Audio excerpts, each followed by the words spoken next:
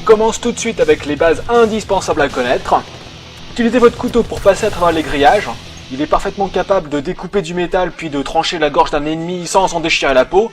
Il peut même servir à défoncer des portes, donc n'hésitez pas à l'utiliser. Vous pouvez même dormir avec, lui donner un petit nom et plus si affinitaire.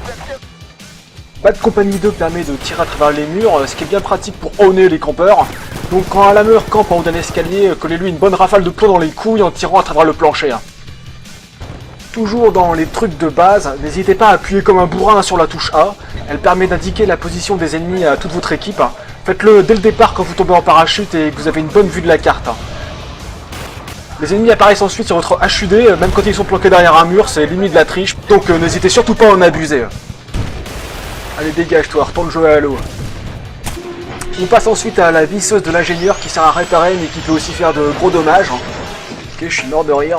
Donc quand vous voyez un tank adverse pas trop loin, foncez dessus et attaquez-le à la visseuse. Vous pouvez bousiller un Abrams de 75 tonnes. Si vous êtes sadique, petite séance de détartrage, c'est toujours sympa. Tiens, ça c'est cadeau. L'arme c'était dents. Contrairement à la légende, il est parfaitement autorisé par la Convention de Genève de tirer sur des parachutistes, à condition qu'ils fassent partie de troupes aéroportées. Personnellement, je dirais même que c'est conseillé, donc n'hésitez surtout pas à faire un peu de spawn kill. Tiens, ça te fera l'addict. Un autre truc un peu inutile, à moins d'avoir vraiment le cul bordé de nouilles, il est possible de tirer dans la tête d'un pilote d'hélicoptère.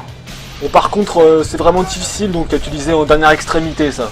On passe ensuite aux techniques de gros lameurs, alors là je vous préviens, ça va aller crescendo. Donc on commence par exploser la maison qui contient l'objectif avec un char. Simple et efficace, suffit de bousiller 2 ou 3 murs, en 3 ou 4 obus normalement, vous ruinez la caisse.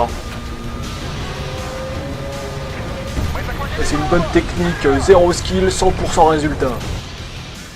Toujours très classique la technique du C4 sur le quad. Par contre, je vous préviens tout de suite, dans la version finale, DICE a quand même corrigé un peu le tir. Il faudra 2 fois plus de C4 pour bousiller un objectif, donc ça sera un petit peu moins facile.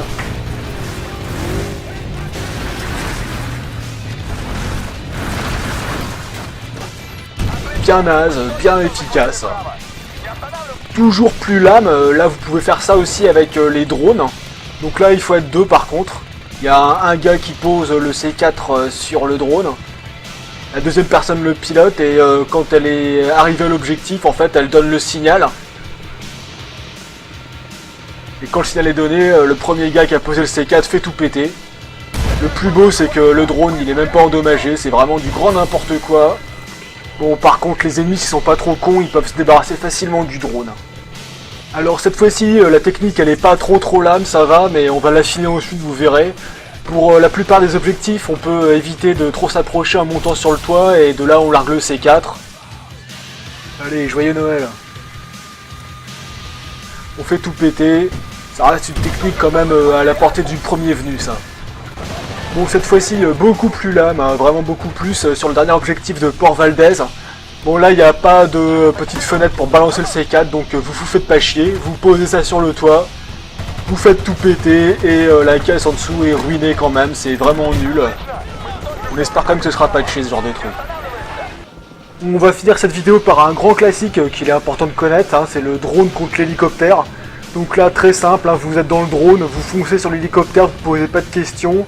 Et normalement le pilote de l'hélico lui va perdre le contrôle et en général il se crache derrière. Là aussi on espère quand même que ça va être patché car c'est vraiment très nul comme technique et très facile. Bon bah c'est tout pour aujourd'hui, j'espère que vous avez quand même appris 2 ou 3 petits trucs. Rendez-vous vite sur Naufrag et n'oubliez pas de vous laver les mains après avoir touché un gamepad. Ciao tout le monde.